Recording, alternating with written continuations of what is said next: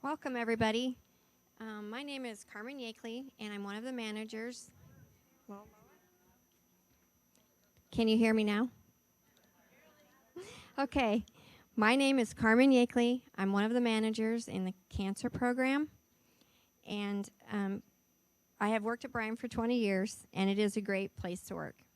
I want to throw that in. I still can't hear me?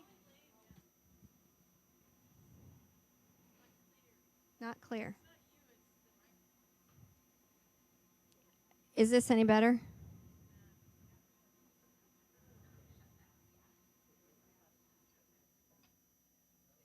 Okay. I'll start over. Welcome. My name is Carmen Yakeley. I'm a manager in the cancer program here at Bryan Medical Center, and I worked here for 20 years, and it is a great place to work. I'd like to introduce our speaker tonight. We have Matt Lohr.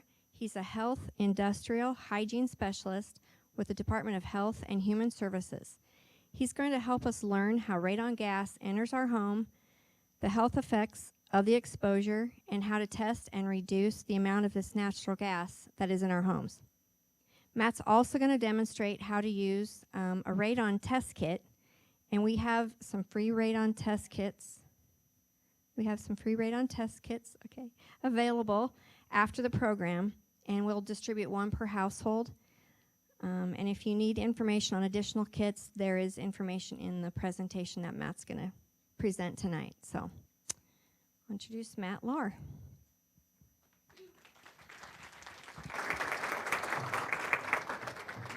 Thanks, Carmen. Well, everybody can hear me. I sound pretty loud, but anyway, thanks for having me here, and I'm glad we have such a good turnout for this. I just think that this is so important just to get more information out there about radon, just to educate more people. I just feel like we can make such a difference trying to measure houses, see what we got for numbers, and then mitigating them if we need to. So, and we'll get into all those terms throughout this presentation, so don't feel overwhelmed by measurement, mitigation, or anything I say, because I can go through more detail. So at the end, if we can save questions to the end, I'll go into more detail about it. Sometimes you may have a question, and it may just be the next slide. You just need to wait a little bit longer, and we'll get there. So first off, this is the Nebraska Radon Program. I call this the 101 class. So you guys are starting your college education in radon. Well, kind of. I'm not going to give you a diploma or anything, but so first off, we're going to kind of talk about what radon is. And so radon is a radioactive noble gas. It does not react with other elements. Why it's dangerous and why it's cancer causing is it degenerates into natural daughter products. So when an element decays, it decays from one radioactive isotope into another.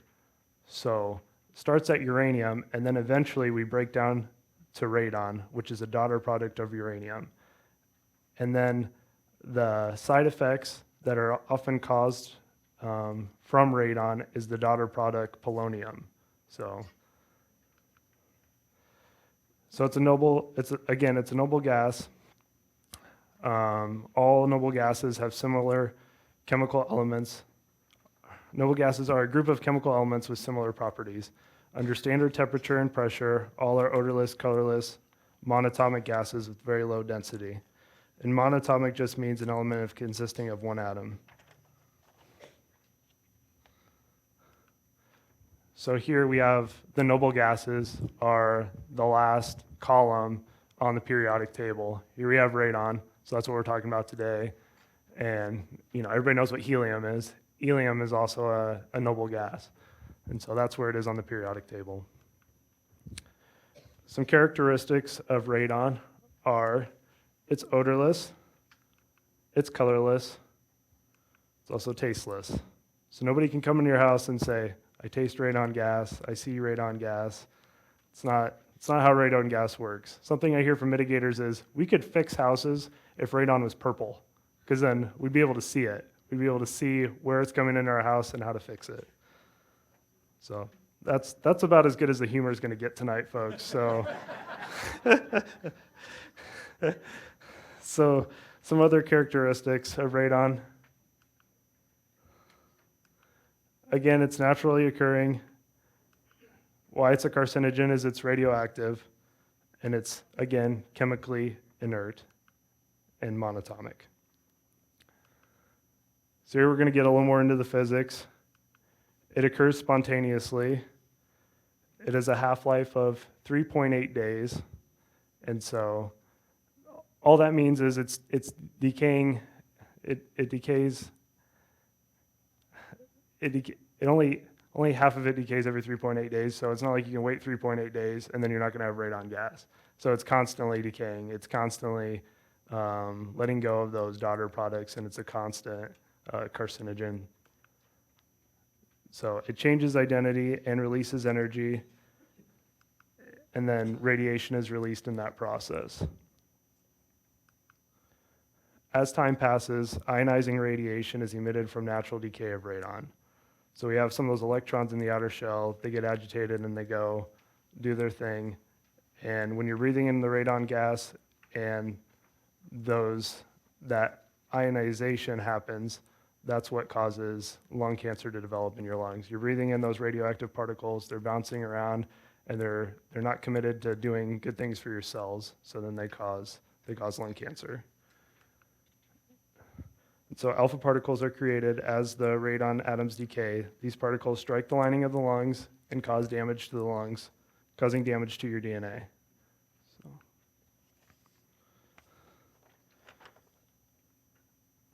And so here we have ionizing radiation, and the three particles is alpha, beta, and gamma, and what stops each of those particles. So alpha particles, it just takes a piece of paper, skin, and that stops it. Beta energy, you need an aluminum plate, and then gamma, you need something even more dense, such as lead or something to that effect. So, okay, we've gone through the physics, so let's get into radon. Let's talk more about radon. So the Surgeon General brought up radon in 2005, and this to me speaks volumes about radon and why it's a problem in the US. And so Richard H. Carmona warned the American public about the risks of breathing indoor radon by issuing a national health advisory today. The advisory is meant to urge Americans to prevent this silent radioactive gas from seeping into their homes and building up to dangerous levels. Dr. Carmona issued the advisory during a 2-day Surgeon General's workshop on healthy indoor environment. Indoor radon is the second leading cause of lung cancer in the United States, and breathing it over prolonged periods of time can present a significant health risk to families all over the country. It is important to know that this threat is completely preventable. Radon can be detected with a simple test and fixed through well-established venting techniques. Radon is an invisible, odorless, and tasteless gas with no immediate health symptoms that comes from the breakdown of uranium inside the earth. Simple test kits can reveal the amount of radon in any building. Those with higher levels can be fixed with simple and affordable venting techniques according to the US EPA. The estimates are 1 in every 15 homes nationwide have a high radon level at or above the recommended action level of 4 picocuries per liter of air. Radon gas in the indoor air of America's homes poses a serious health risk. More than 20,000 Americans die of radon-related lung cancer every year. Millions of homes have an elevated radon level. If you also smoke, your risk of lung cancer is much higher. Test your home for radon every 2 years and retest at any time that you move, make structural changes, or occupy a previously unused level of the house. If you have a radon level of 4 picocuries per liter or more, take steps to remedy the issue as soon as possible. And we'll get into more detail about what Dr. Carmona was talking about, but that's a really good summary about radon. And many organizations and agencies obviously agree with what Dr. Carmona said. All these agencies recognize that radon is a serious health risk and a problem. U.S. Surgeon General, World Health, American Lung Association, American Medical Association, EPA, Center of Disease Control.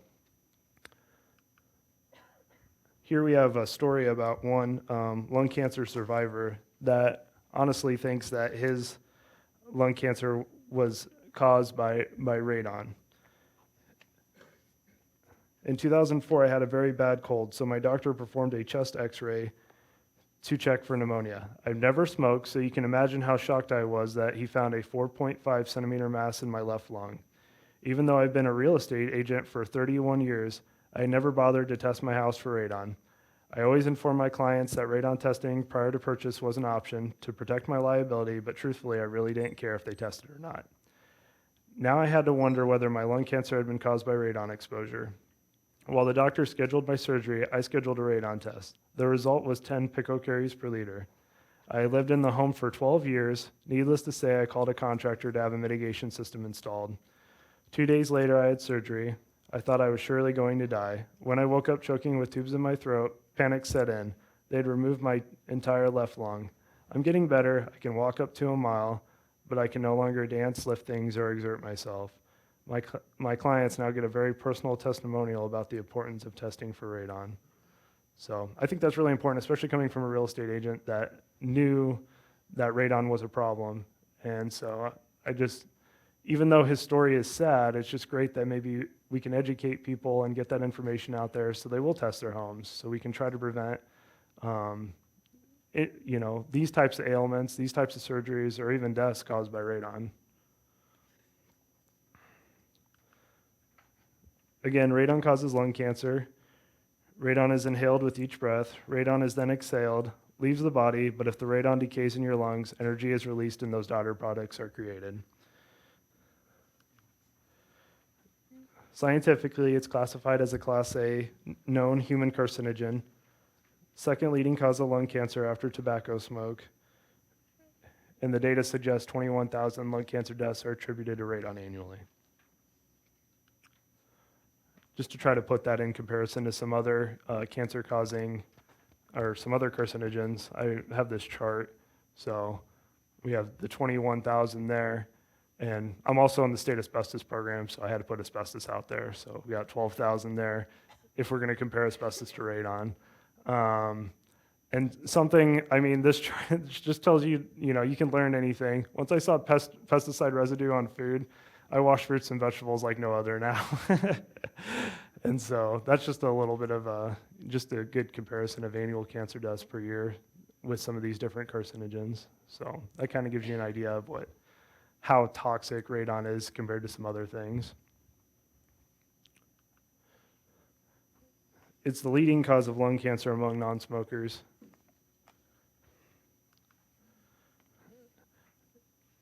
Is the leading cancer killer in both men and women in the United States.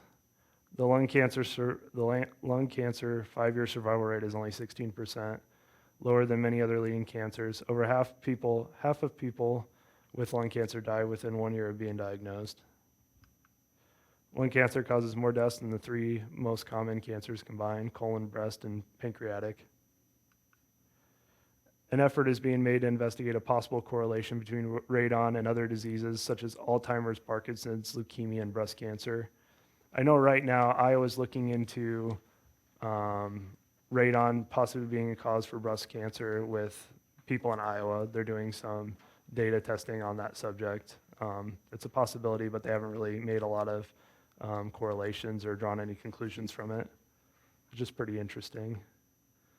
There we go. Surgeon General's warning. Radon causes lung cancer. You should test your home. So we're going to get into radon measurement. So radon is measured in picocuries per liter. So what is that? So a pico is a trillionth, and a curie is a measurement of energy, and then liter per year, or per liter of air. So this is radon in air. So this kind of gives you an idea of where the EPA is coming from when they put in this action level.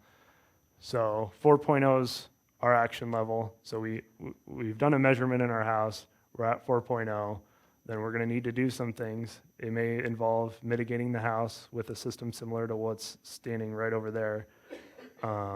Or we could maybe do some other things, and I'll get into detail about those 2 other things. Average indoor levels 1.3. the U.S. We'll talk about average indoor level in Nebraska too for houses, and then average outdoor level is 0.4. So we know that radon's constantly been coming out of the earth. I mean, it's radioactive decay of isotopes. So even outside, you're being exposed and you're breathing in radon gas, but we can't vent Mother Earth. So here's some of the statistics that we've developed. Nationally, it's 1 in every 15 homes exceeds the 4.0 picocuries per liter, that action level that's set by the EPA. So 1 in 15, that's 7 to 8%. But lucky us, we live in Nebraska, so we have better statistics. 1 in every 2 homes is above 4.0. So 50% of houses is over the action level. So the EPA recognizes that over 50% of our houses need a radon mitigation system. So, and the only way to know is to test. And to be honest, on the eastern half of the state, it's probably higher than that. We're probably at 60%. So I just don't have that breakdown. The average, indoor radon level is 1.3 picocurie per liter. Well, we're lucky in Nebraska, boy. We got 6.0. We're shooting for the stars here. So we just have a lot of uranium in our soil, and it decays, and that's just how it is here. So that's why. I mean, the average in homes right now is above the action level.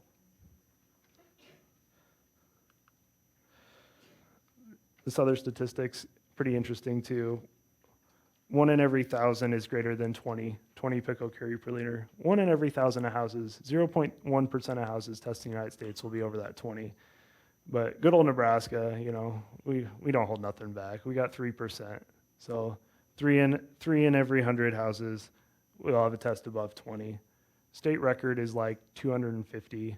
I know everybody wants that, but you got to test and see if you can get there.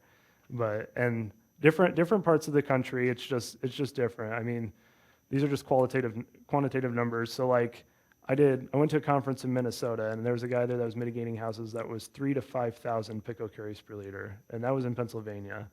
And in some parts of the world, radon isn't even a problem. They stopped testing in Australia because there's just not uranium in soil in Australia. They don't have radon as a problem. So it's pretty interesting. Do you have a map of the United States that shows? I do. I think, let's see. I do have a map. Uranium concentrated soil map. Okay, maybe I just have it for Nebraska again, but there is one set by the EPA. So I thought it'd be interesting to see, because I grew up in Iowa, and I think the whole state of Iowa is in it. And southeastern Nebraska is like higher than a lot of Nebraska. I mean, you're given like whole state average, but like where we are in Lincoln, we're higher than Panhandle. We are, yeah. So it would be interesting if in your deal they showed a. I do have a map for Nebraska that I'll get to that'll show that breakdown from eastern to western. For the United States, you can go on the EPA's website and they have one.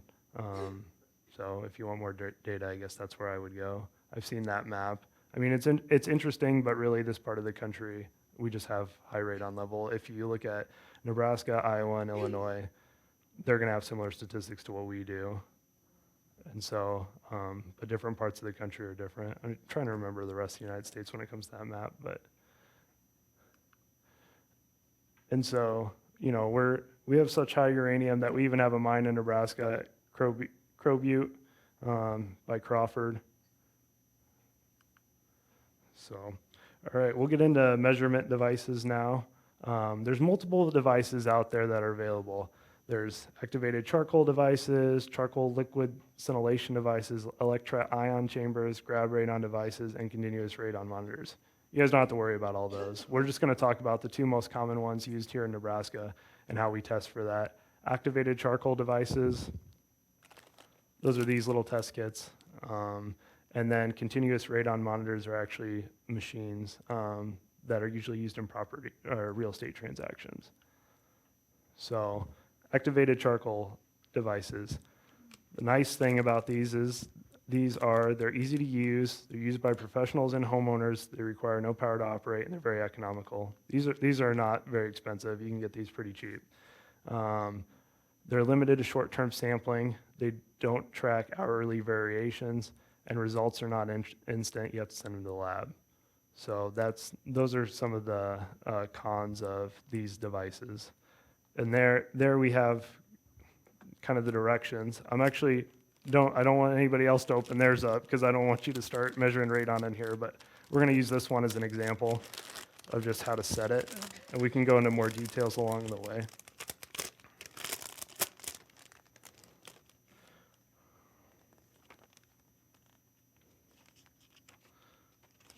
So it does come with directions, so feel free to go through it.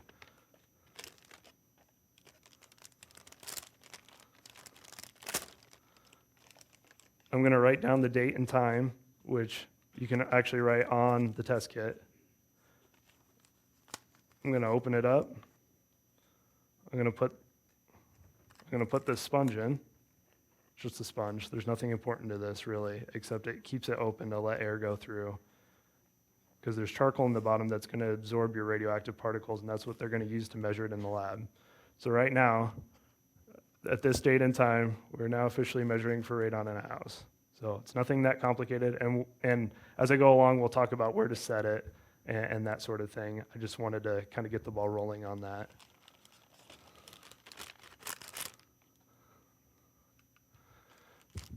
And there we go. We go on to the next one. So we're going to talk about placement of the device.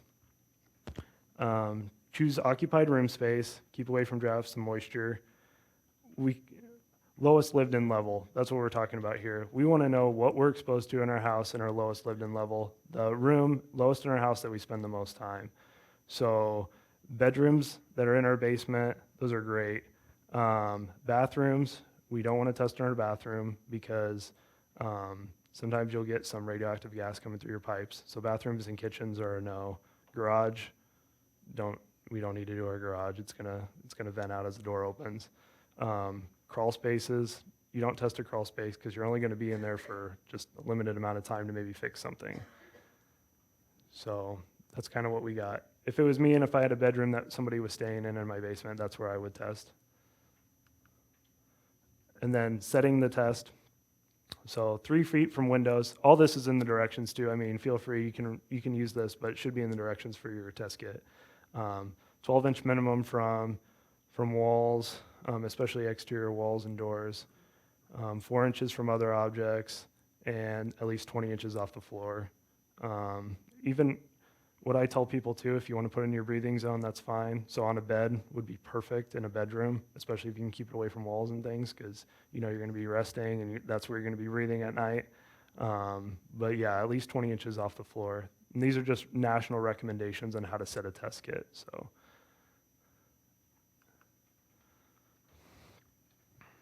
Okay, so we're kind of getting into our results now. All right, so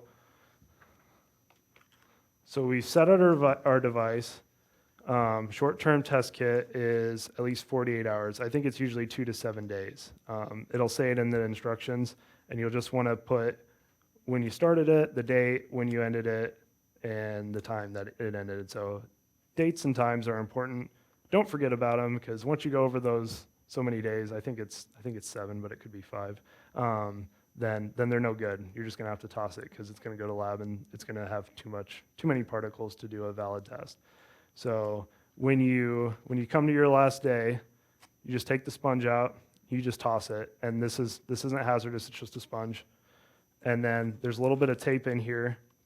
And you just peel it back and stick it together, and then you're going to send it back to the lab. And I don't think these come with an envelope, so you're going to have to send it in another envelope. But just make sure it's sealed. Make sure you don't leave this in it. So the 2 ways people screw this up is they leave the sponge in and they send it back, and then we know all the way across the country how much radon gas this thing took in.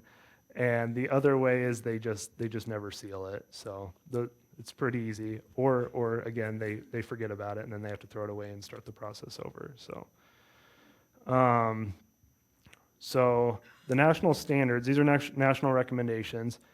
Once you get your test results back, you send it back. If you're between 4 and 7, conduct a long-term measurement. So again, it's a little bit different a device. It'll actually be round and it'll be a long-term test. And you can get that from, and I'll go into those companies. You can get those from a variety of companies, and you'd set that for 3 months to a year. So then you know what you're being exposed to over a longer period of time. So that's actually a more valid test.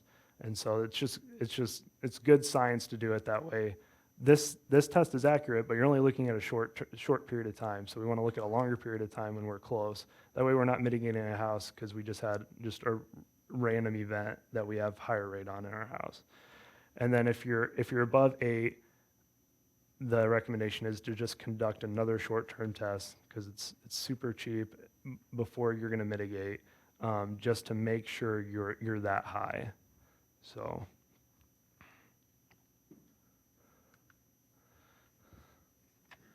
And that's if you're testing your own house. So this is a continuous radon monitor. This is commonly used in the real estate business by radon professionals. And the pros is it can track hourly variations of measurements, provide instant results. It instantly prints off results, but it's expensive and usually only cost effective during those transactions for real estate, and it requires power. So those are the big pros. But all these different devices I'm telling you about, all of them are accurate. So don't think, oh, well, if I'm going to do my own house, I need this machine because this machine knows everything and it's super accurate. That lab that you'd send a charcoal test kit to is just as accurate.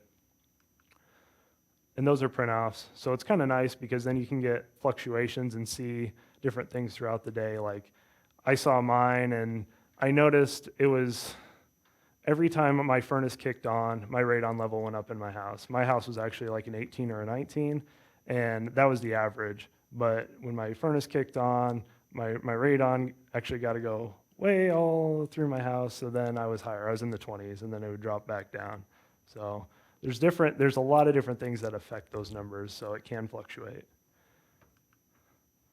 So where does radon come from? Okay, so we're kind of back to where we were. This is the decay sequence of uranium. So when I was talking about daughter products, we have uranium, and then radium's actually that daughter product, and then radon's a daughter product of radium, and then polonium's a daughter product of radon. And so it's just naturally occurring. It's just coming from our soil and into our house. So it enters buildings as part of the soil air that is pulled into structures as they breathe. It enters through available openings. So cracks in your foundation, radon comes. If you have a sump pit, radon's going to come through. In odd situations, you may have rocks that emanate radioactive isotopes, but that's pretty unusual. And then it comes through water, so you're going to have radon gas coming through your pipes. Just a little more detail, just kind of going over the same thing, how it enters our house, radon in groundwater. If you're worried about testing radon in water, don't be. That's not something that's usually done. So there's the EPA map of Nebraska. As she was saying, if you wanted the EPA map of the whole country, that is available on the EPA's website. I won't be going through that today, though. It's not in my slides. But you can tell that the EPA does think that the eastern side of Nebraska and southern portions is more of a concern because they have us in that higher radon zone, and then central and western Nebraska, we start to get into lower risk. But I wouldn't be too fooled by this. If pretty much if you live anywhere in the state, you can have a high radon level, so you just have to test. I wouldn't take in the statistics that, well, I have a lower % chance if I live in Cherry County. I would still test my house if I was concerned about the side effects of radon. So contributing factors for the concentration of radon in a house is the source and its strength, and the transport of radon, which includes pathways and driving forces, and the ventilation rate of a building. A bigger building, air flows differently. So a lot of times when we test bigger buildings, a lot of times the radon levels it's usually pretty low. Unless we have rooms that aren't properly ventilated, like in a basement. And so houses usually have, on average, will have a higher radon level than a big building. So if we test in this hospital, don't think we'll get a lot of high readings. But there's always the possibility, there's always, you know, an unusual room. So we do our, we have grant money and sometimes we do schools and we noticed that.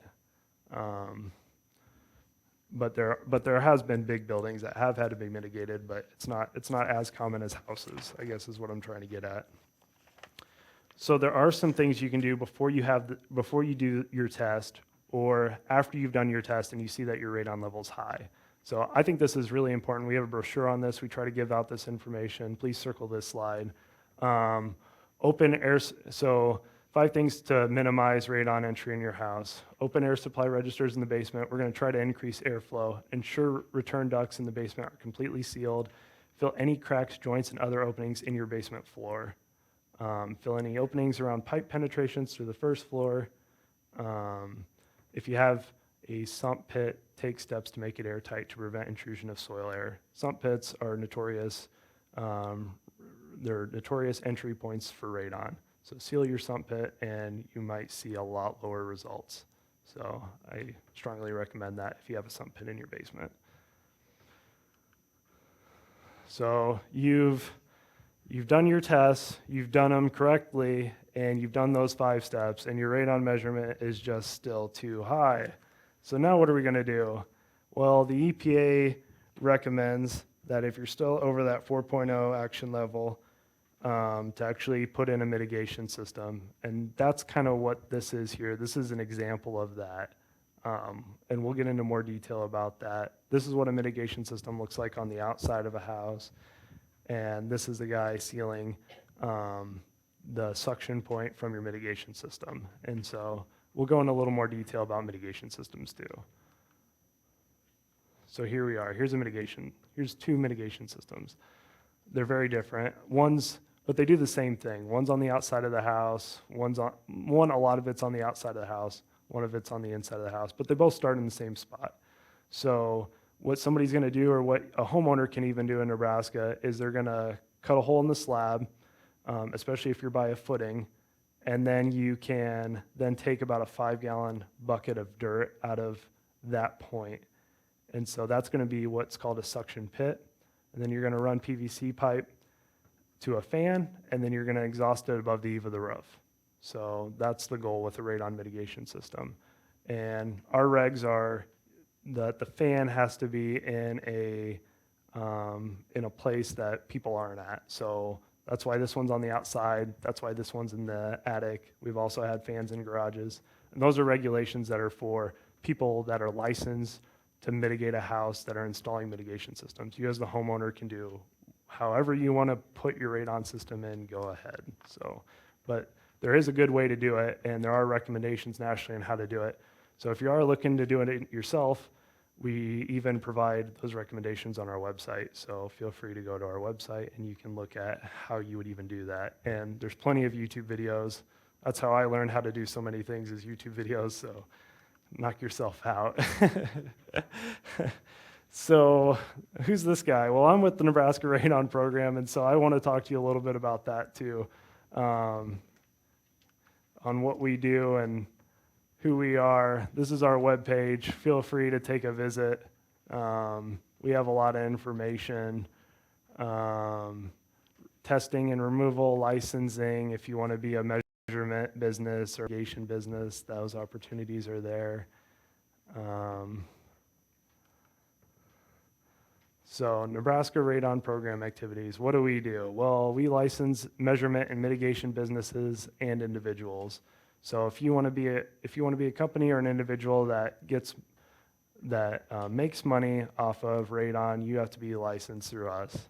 You know, there's licenses for everything. So anyway, we also educate the public. That's why I'm here. And we fund programs to support testing.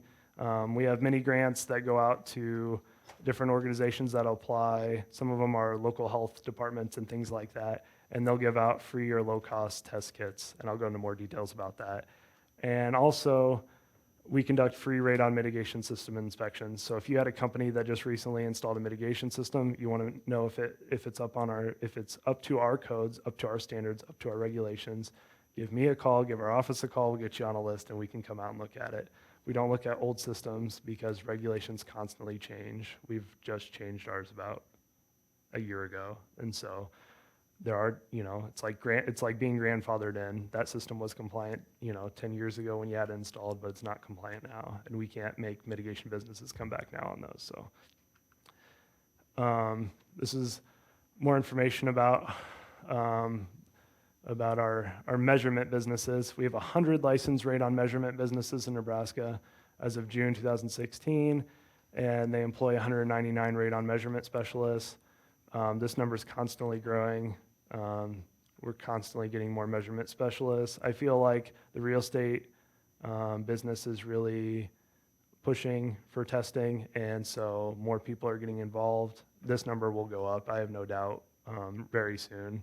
We'll probably have some more applications here soon. And then as of June 2016, there's 47 licensed radon mitigation businesses in Nebraska, and they employ 84 radon mitigation specialists. That number is constantly growing. I've had to change the slide since last time I presented. So constantly growing markets. Eastern side of Nebraska is there's plenty of competition, plenty of businesses. So you should be able to get a good price. Western side of Nebraska, it gets a little bit rougher. We don't have as many businesses. There's not as many people. So a truly underserved market is Grand Island, but there's some in Kearney. So, okay, so free or low-cost test kits. That's what I was talking about when I was saying that we have mini grant money that goes to local health departments and organizations. So you can always look there. Go to this part of our site, and I can get you there. I can send you a link through email if I need to. And it says free test kits, but really it's free or low cost. It depends on that business or that health department. If you can't get one there based on where you live, then feel free to purchase a test kit. If you tell them you're a Nebraska resident, they'll give you an even lower, especially AirCheck will. I think AccuStar does too. They have some extra money coming in, so they'll even give you a lower price. So feel free to go to them. This AirCheck has short-term and long-term tests. So does Alpha Labs. So there's some resources out there if you want to continue to measure your house, especially if you want to do what the Surgeon General says and measure every 2 years. There's some options out there for you. Of course, you can buy them at Menards, Home Depot. To be honest, if you buy them online through these companies, it's probably going to be cheaper because what a lot of times at Lowe's and Home Depot does, you buy the test kit, but then you send it in, and then you also have to pay for lab fees too. So it's kind of like you're getting your pop at the quick shop when you go to Menards or Home Depot, but if you go through them, then it's like you're getting a wholesale. So that's kind of how that works. So.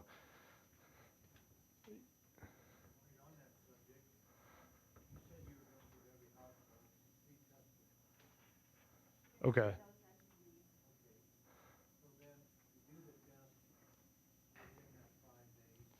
Okay.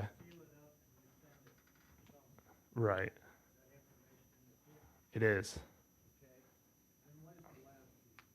There is none. It was when they bought those test kits, who they bought it through it was all paid for through that transaction. So and then they'll either email it to you or they'll send it into a letter. It depends on the company, and then you'll have your test results, and then you can, use it from there. So, you're good? Okay, good. Thanks for the question. This is the map for the free or low-cost test kits. Let's see, Lancaster County. I don't know if they're a part of it this year. Sorry, I don't mean to stand in the way. I don't think they're a part of it this year. Some of the other health departments are. They have to apply every year. So, but yeah, you can go to our website and look up your county and see if you can get a free or low-cost test kit. These are some of the statistics for last year for your low-cost test kits. 3,831 test kits purchased, 3,671 were distributed by our organizations. Sadly, only 1,773 were tested and sent into the lab. So some of those are human error. They left their test kit out too long or they forgot about it. What's happening a lot of times is people don't value things that are free. They really don't. So they get it and then they just kind of put it on the side or they don't really think about it. And so some of these they're charging a couple dollars to try to get the person to test. So But 848 tests were above 4.0 picocuries out of those 1773. So that's a little under 50%. So back to the free radon mitigation system inspections. For if you had a mitigation system installed by a licensed company, I have no problem with you contacting me and I could come look at your system. These are a lot of the things we look for. You would get a copy of this. This is kind of a fake inspection. Here I put that the sump lid isn't properly sealed. They had to seal that sump lid when they installed your system. A lot of times that's where your suction point's going to be. So that company's required to do that. So if they didn't do that, I would call them, email them. They would come back and do that if that's what the property owner wants. If the property owner doesn't care, I don't care. If they want to seal it themselves, they can totally do that. Another violation here on this form is no label on the breaker. You didn't label the breaker. That's part of the regulations. You have to label the breaker. And so they'll get a hold of the homeowner, tell them which breaker it is, get it labeled. That way, if your fan ever goes out on your system, you know which breaker it is, flipping it on or off, try to get it running again, and that sort of thing. And then homeowner believes a test was conducted but doesn't know the measurement. If I came to your house and I looked at your system and I asked you, hey, what was your follow-up test? And you're like, oh, I don't know what my follow-up test is. I have no idea. Well, if the company did it and they're required by law to either do it themselves or give you a free test kit after they install the system. So if I saw the company and I go, oh, they always, do a follow-up test, I'll look into it. That information gets reported to us. I would then email it to you, and then you could keep it for your records. So the Nebraska Radon program is great in the fact that we actually have regulations on how the radon mitigation system is installed. We're one of the few states that does that. So use this to your advantage if you have a radon system installed, because in other states, there is no requirement. You can get licensed and you can put in the system however you want, and there's nobody out there that's going to come and tell you differently. And so this is a really neat state, and this is a really neat program, so please take advantage of it. I just think that's so great that we have that, and so important for the homeowners that pay for work to be done and want it done properly. So we try to regulate that. This is kind of fun. We're coming to the last slide, so I thought I'd have some fun. And these are some of the inspections that I've had that don't go as planned. So this is emergency shut-off switch on the fan. This emergency shut-off switch isn't going to work because I can pull out the switch. So I called the mitigator. He's going to fix that. It was done when it was installed, or it was broke later. It doesn't matter because it was only a couple weeks later. This is your radon vent pipe. So what they did is they're coming out of the sump pit over here. This was sealed properly. I then started to look at other aspects of the system, and they use this shelf to hold the radon vent pipe. So if you want to store stuff there, you're going to knock that pipe off. It's going to go everywhere, and then your system is broken. And so they were required to put brackets up and put it against the wall. So that was another thing that I fixed. But these are bloopers, so these are kind of the worst of the. I don't want to say worst of the worst, but these are ones that had issues. Usually it's not this bad.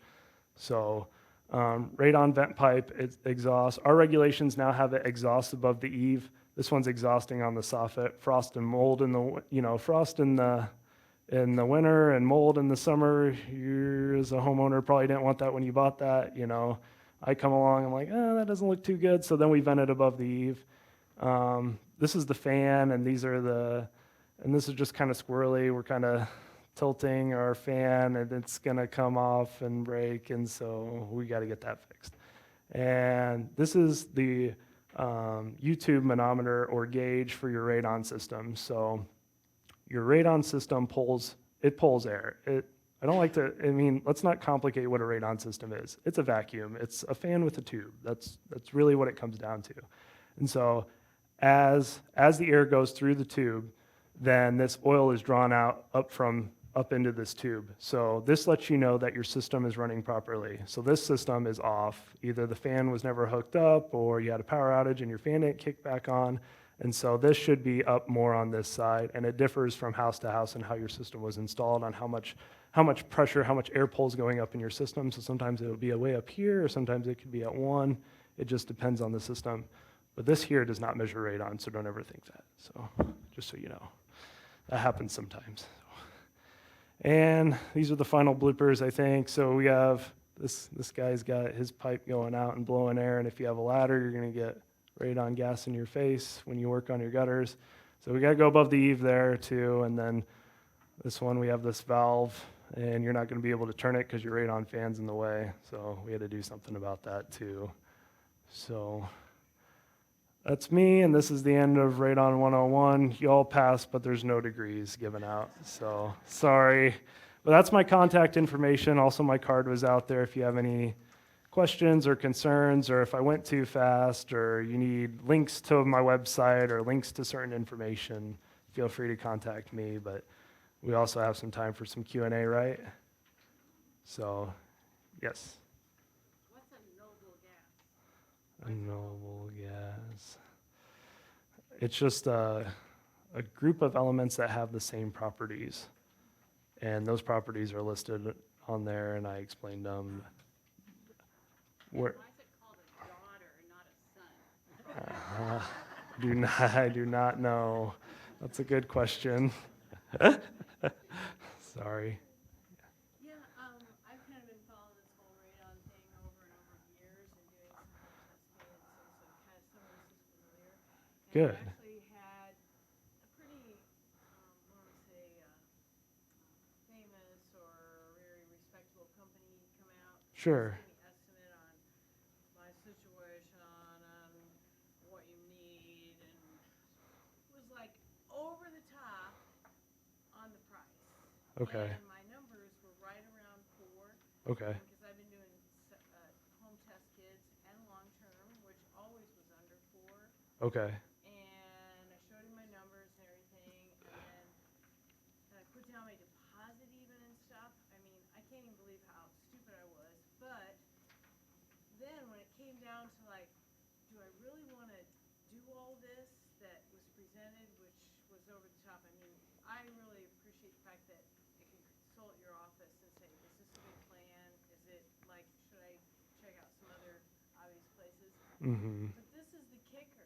Well, you know, we can't guarantee anything below 4 point picocuries. And I go, that's the whole point. Yeah. Because that's the breaker where we even need to mitigate. So I go, what's like considered good now? I mean, getting it down to 2, or And- can they guarantee it lower than 4? Because that really puts you in a bind. Like, For sure. 4 is the bubble of dangerous, but hey, you can blow a couple $1,000s, and we can guarantee we'll keep it down to 4. And I go, what? What do you do? I mean, Yeah. if it's 18, and this was also crazy because on either side of my neighbors, I mean, right next door. Gotta sell the house. Come in. Oh, you got 20 picometers. You got 18. I go, I live next door to outrageous numbers. And I go, And you're at I 4. did the same Yeah. test, short term, and I did it consistently over like spring, summer, fall, do 1 a season as well as long term. And I go, these people come in and measure like what you say is a 2-day high number or a 2-day like what? I think it's really easy to get screwed on thinking you got a problem, or even if you have a maybe what is like a borderline, they won't guarantee you under that. Is there any Yeah. requirements now that they got to guarantee you to keep Those- it down? Those are all great questions. So I'm going to break down that whole conversation, okay? Yeah, maybe this is a whole other seminar. You're fine. So I always recommend 3 bids. Different mitigators are going to try to sell. I don't know how to say this gently. Different mitigators have different business philosophies. So maybe that other mitigator was saying, well, you need a cover for your fan, or you need, this extra piece, I don't want to say the term used car salesman, but that might have been what was going that's on. pretty much good. So I would definitely get 3 bids, but that's a contractor, in a contractor's world, get 3 bids, you know what I mean? That would have been my recommendation if you called my office. Now, your other question was 4 picocuries per liter. Do they have to guarantee that? Our regulations, they don't have to guarantee that. And so, Catch 22, man. Yeah, so things need to change there. I mean, that's all based on legislature and things like that. But a lot of them do have a guarantee that they will get you under 4 picocuries per liter. A lot of the companies do that. Maybe they've improved, because this was about 3 years ago that I had this. The company that I had install my radon mitigation system said they'd get you under 4. So, and there would be no additional cost if they have to do more. Yes, Like, how? under 4.0 because, well, they could get me to 3.9 and they're under 4 from their guarantee. So, you know, Guaranteed 4, but they say they'll get you under. they guarantee, I guess they guarantee under 4 is what I'm trying to say, is what this company has in their writing. Kind of what this was, is like, it just, no, they said like, we can't guarantee under 4. We'll make sure it's not above 4. Oh, okay. And that's the whole reason you do it, is because it's averaging at 4 or above. So Right. they've chosen like the benchmark to suck your money, but not get you, because, I don't know, you didn't do some actual like reading of how many picocuries equals smoking cigarettes. I never smoked, so I totally like think like, I can't even picture smoking one cigarette, but like each picocurie is equal like 2 cigarettes, 3 cigarettes, 4 picocuries equals 6 cigarettes. I can't even picture smoking one. Yeah. And then I go, I would pay this company to like get me at 4 picocuries, and I'm not any better than smoking 6 cigarettes a day. I mean, hasn't technology gotten it so they can guarantee it lower than that? Or it's sort of like, Somebody else may have a question. sorry, Okay. All right. Can I? I just was wondering, is there a list of mitigators and like a price range that you know? There is a list of mitigators, and that's on our website. Okay. I wish I would have had a slide with our list, but it's actually pretty big. But yes, we do have a list of measurement and mitigation businesses on our website. I don't provide costs. It really differs from the market. I can tell you mine costs like between $800 and $900. So, but it differs. My house was an easy house because it's not very big. So my house was an easy house to mitigate. Good? Okay. Was there somebody down here? I'm just gonna work my way back. Oh, yeah. Yeah, you just have to call and get estimates. Like I said, I recommend 3 estimates, and it differs from market to market. So, So like $10,000, $200, can you give me ballpark? oh, sure, I can give you that at least. My house was 800, between 800 and 900. That's probably the low. That's really low. That's a really low end house. If your house has crawl spaces too, then they're gonna have to do some different things to try to lower your level. All those, all those costs add up, and so I feel like the highest I've seen is like 3,500 or something like that. If you get a couple estimates that are over 3,000, then I would start to call some other companies too. That's what I would recommend. So, and if you have a handy guy at your house, they could install the systems themselves if they feel confident in doing so. So. Three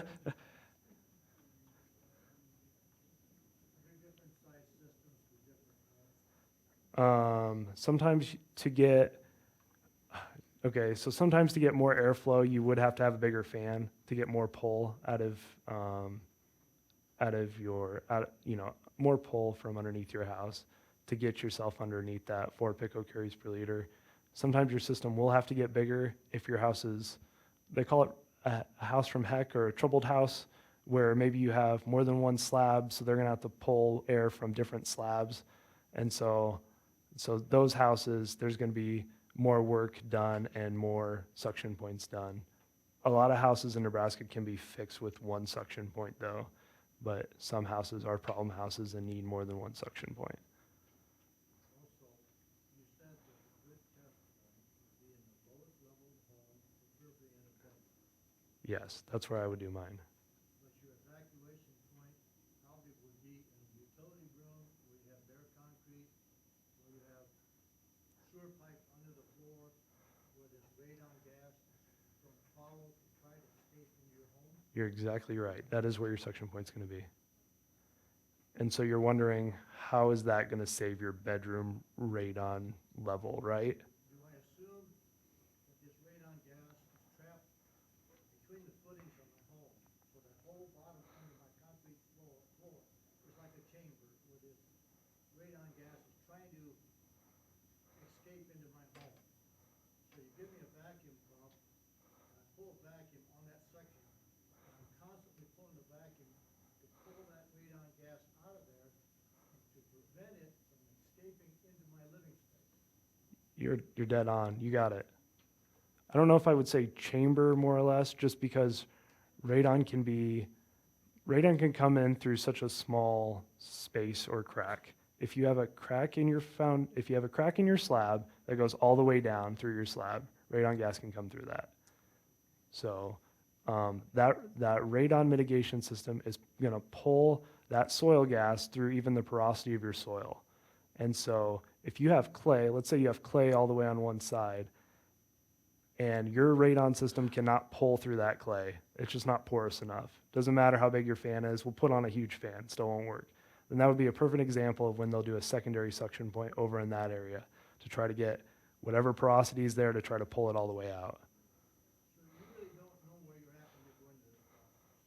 You have somebody, you find out you have a high reading. You get a contractor to come out and install one of these things, you hook it up, he looks at his YouTube, he knows he's drawing a vacuum. Right. After a certain period of time, the readings are still high. You may get stuck putting in another system. I've never seen two systems on a house. On a big building, they might do two systems where you have two fans. What they're going to do is they're going to tee off on your PVC pipe and run a secondary suction point to somewhere else. So if you have, so you've tested after your radon system and you're still above 4 in that bedroom. They're going to come back and do that secondary suction point to try to pull that bedroom air too. What they can also do to see if there's no guarantee that every company is going to do this. A really good company, what they're going to do to see if they're getting pull all the way through your slab, if you have no carpet on your slab, they're going to measure what they call pressure field extension. So they can put a gauge on where they're going to have your suction point, and they're going to pull air from that suction point, and then they're going to drill into your slab, and they're gonna let's see. So they're gonna drill in your slab, and they're gonna see if the gauge that they use there. So okay, let me start over. Sorry. This is a concrete floor. Your suction point's over here. You're pulling air from over here. Pressure field extension, a good mitigator, is gonna go over to all the corners of your house, and they're gonna drill a hole in, and they're gonna have a gauge, and they're gonna see if they're getting pull all the way from that suction point. And so that's something that we try to get mitigators to do as much as we can. So that's what a really good company would do. Does that help? I hope I explained that well.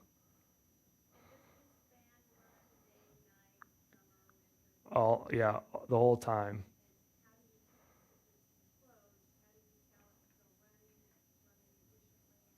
Sure. That manometer, this oil gauge here, let's see if I can go back. If you have air pulling, then you know your system's still pulling air. So if you have air going through your tube, and this manometer is going to be in your basement, and you're gonna go look at it every time you have a power outage or every time you change the air filters on your furnace. And if you constantly have pull, then you know your system's still working. It's still doing its job mitigating.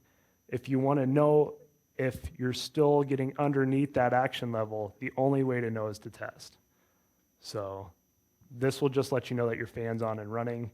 Some houses you can hear your fan. If you go into your attic or you're outside your house, you can feel your fan on. I mean, you heard how loud this kind of was earlier when Carmen was speaking, so I can come up and feel this fan and it's vibrating and it's on. Does that help?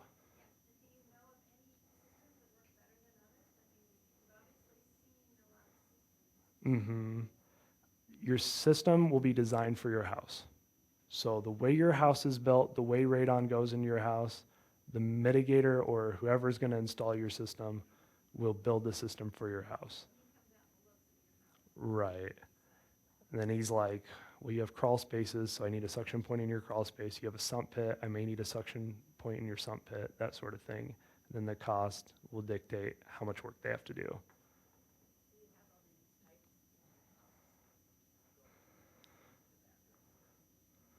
You,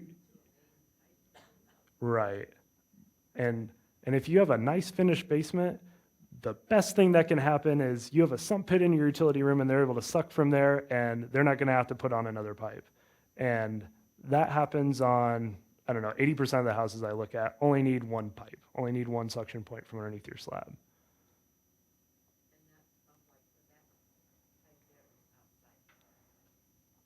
This, yeah, it would be kind of both. So your suction point, let's say it's in your let's say it's in your like your utility room. You'd have this part of the pipe with the manometer with that gauge in there telling you what your system is, telling you who installed your system. Then would come up and let's say they went to the outside. So then they put a hole in your wall, it would go out the outside, and then your fan would be on the outside, and then they put it above the eave of your roof. So this is a very mini version of that.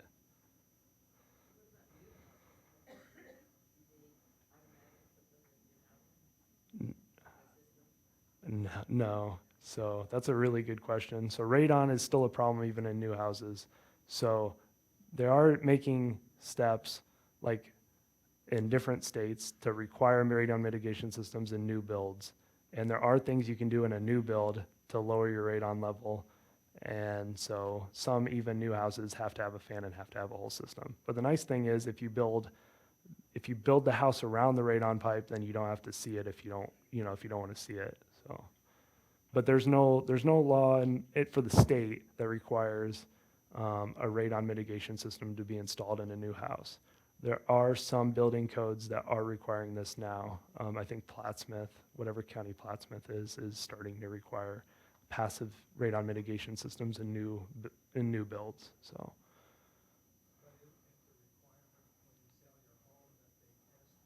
It's not a requirement.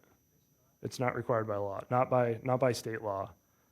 What's happening is home inspectors it's just that people are doing it because a lot of times they think it's part of the home inspection. So they think it's part of a home inspection. They're like, radon gas, that doesn't sound good. I want, this house tested before I mitigate. And then that turns into haggling back and forth between the buyer and seller on who wants to share those costs.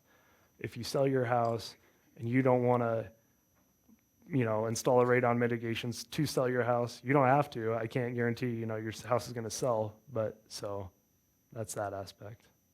All the way in the. Under the 5 things to minimize radon entry into your home, item 2, it says ensure return air ducts to the basement are sealed. That's slide 43. Yes. Are you talking about the return air on the furnace, or what? I'm not sure I understand return air. I feel I understand what you mean. I've read that multiple times, and I myself don't even really understand that part of the slide. The guy that made it works in my office. If you want more information about that, I have no problem with letting you know about that. If you want to give me your contact information, what he meant when he put that in, I just know if you open your air registers all the way in the basement, you're gonna have more airflow, and that's what I would be doing. I don't know if I would be worrying too much about the return air ducts. I wouldn't, but I saw that in there, so I put it on there. So.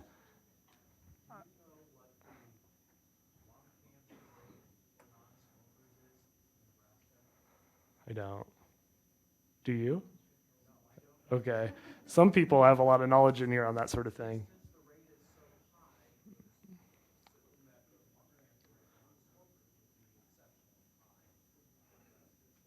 I would think so too.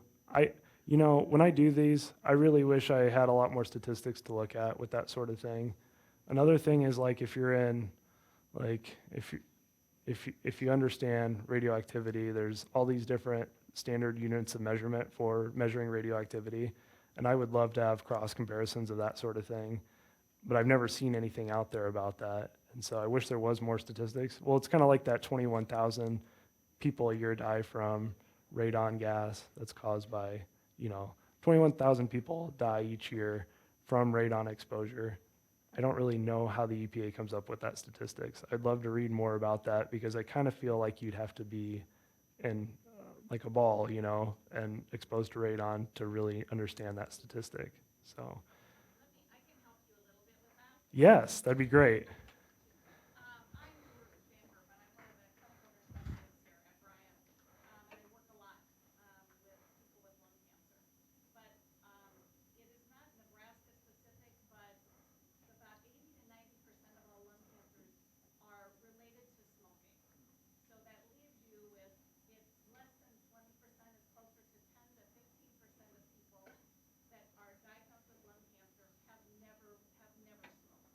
So,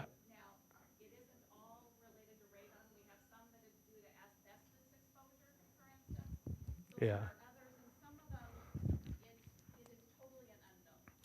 Okay.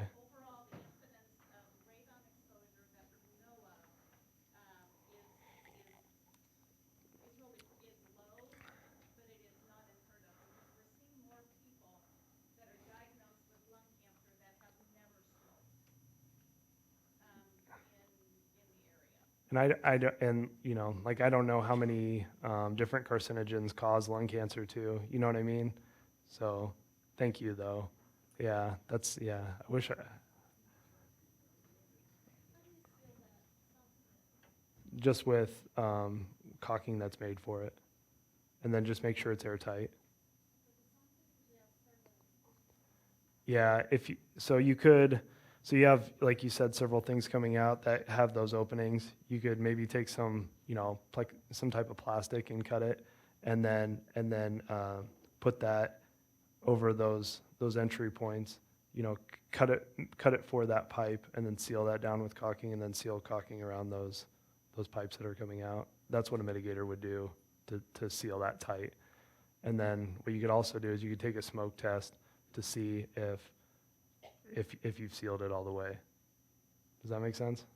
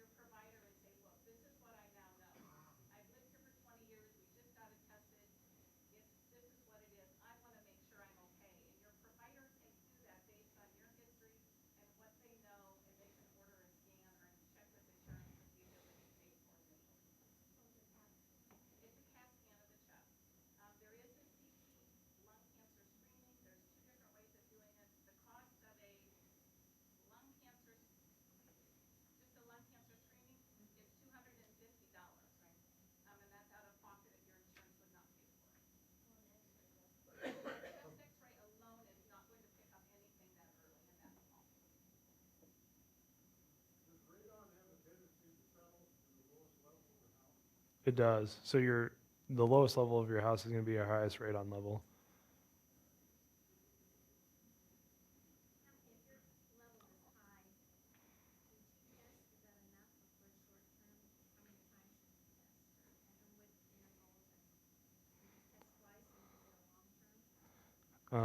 So if you're, let's see, so if you're over 8, the national recommendation, oops, there we go. So if you're over 8, the national recommendation is to conduct another short-term test, and then if you're between 4 and 7, conduct a long-term test. And then the recommendation nationally too is every 2 years to just do another short-term test once you either mitigate or once you know what your radon level is. So I think every 2 years is pretty conservative though, you know.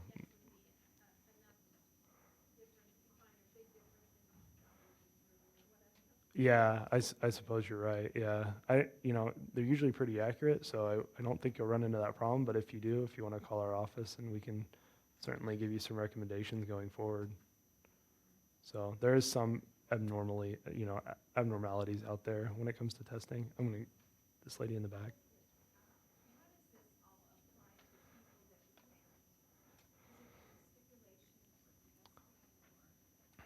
Not that I know of, for renters. Not that I know of. No state reg that we enforce. So it's totally up to the landlord, really. Is there a difference in barometric pressure when you take the test? I really don't know, to be honest. I don't know if there would be or not. Another thing that I hear sometimes is, and I know that they're doing studies on this, is when it's colder in a cold climate, will your radon level be higher? Some experts say yes. Some experts say it doesn't matter. The thought is the soil being frozen and more compact, it's not gonna let your house breathe as much, and you're gonna keep everything closed up throughout the winter, and so your radon level is gonna be higher in the winter. So that's kind of where they're at on that. Sorry. So there was a brochure about with your house Yeah, those 5 things. Yeah, there's a brochure on that. that tells more about it? I think there is more details, yes. If you want to supply me with your mailing address, I could send it to you because I don't have one.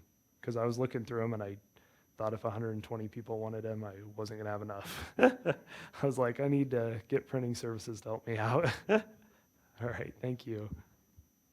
About how long do these blowers last, running night, day, every day? Every company's different as far as warranty. These have a warranty of 5 years. My sister's was on the outside of her house and it went out after 10 years.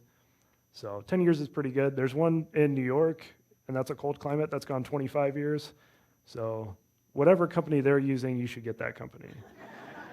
So it just differs. What I hear a lot too is if it's outside, they don't last as long as when they're inside. So if you can get the mitigator or, to put the radon fan in the attic, the idea is that it'll last longer because it won't be out in the cold and have to deal with the elements. So. It says to test in the lowest livable room of your house, but they always want to test in the basement. What's really true? So if you're the homeowner, it kind of differs. It really differs if you're a measurement specialist and you have to do a house for a property transaction. Then they're going to do the lowest lived-in level of your house, and they're going to do it that way because they're required by law. So that's why they're going to do your basement. If you have any type of open area. It's up to you on how much time, as you as the homeowner, if you want to know, if you have a bedroom in your basement, that's where I would test, but it's up to you as a homeowner where, as far as how concerned are you about your own exposure. If you're spending only a couple minutes in the basement, that's up to you if you don't want to test in the basement.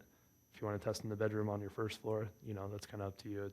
It's your comfort level as far as what you're being exposed to, I feel like. So, but the national recommendation is lowest lived-in level. So lowest level in your house that you do the most, activities in. I hope that helps. Yes, sorry. Question, and maybe I lost it. So this radon is going up the PVC pipe?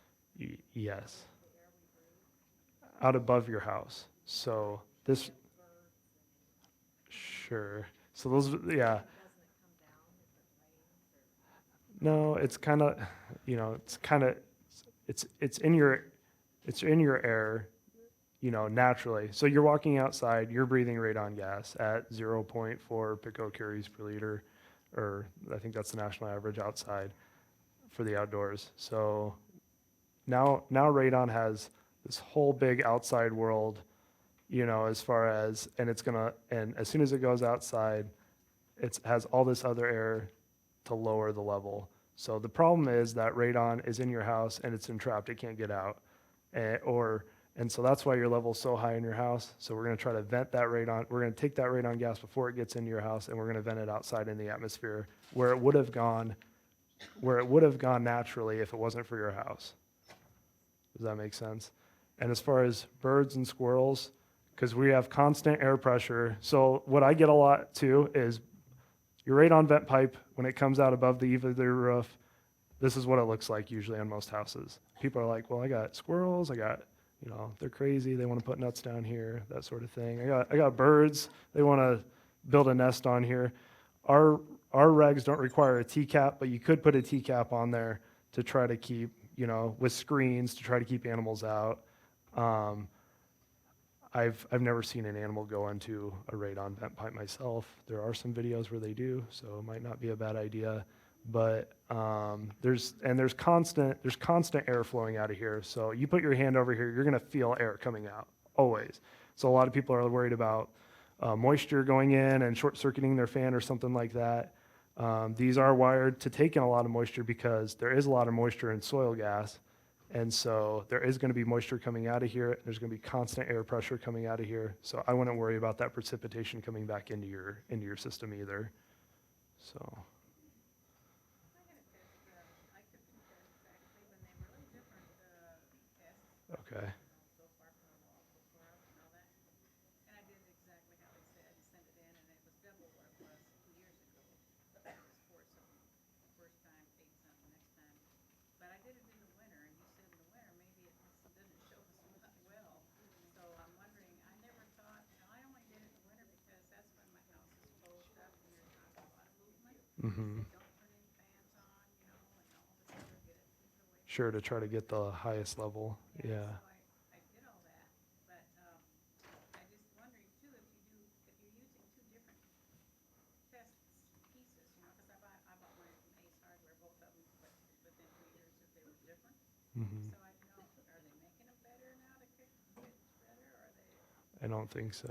I think that might have been kind of a, could have been a lot of things going on there. Maybe. My house is very tight. I live underground. I don't live in the earth burned house. I live in the earth sheltered house, which is completely empty.